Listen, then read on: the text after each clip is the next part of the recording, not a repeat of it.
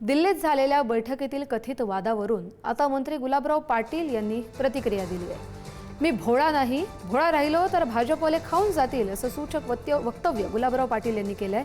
दिल्लीमध्ये झालेल्या बैठकीत थोडा दांगडो झाल्याची पुष्टीही त्यांनी केली आहे आणि त्यामुळे महायुतीतील बैठकीत नेमकं काय घडलं यावर आता राजकीय चर्चांना उधाण आलंय। गुलाबराव पाटील यांच्या या वक्तव्यामुळे भाजप आणि शिवसेनेतील अंतर्गत मतभेद पुन्हा एकदा समोर आलेत का असा सवालही उपस्थित होतोय।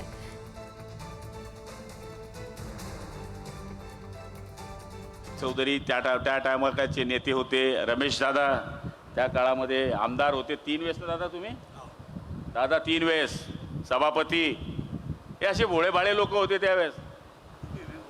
कोण? मी नाही भोळा हो, मी नाही, दिलीप भोळे होते। मी कशाला भोळा राहतील तर खाऊन जाते नाही भाजपवाले। मला सांगायचा अर्थ असा आहे की हे असं चालतं बरं। गिरीश भाऊनी इथं तो तुमच्यावरच चालीन कार्यक्रम। मी काल 1:30 वाजता दिल्ली पोचलो, 9चं विमानचं तिकीट काढलं, मीटिंगमध्ये जो दांगडो झाला थोडासा, ती मीटिंग चालली 10 वाजेला।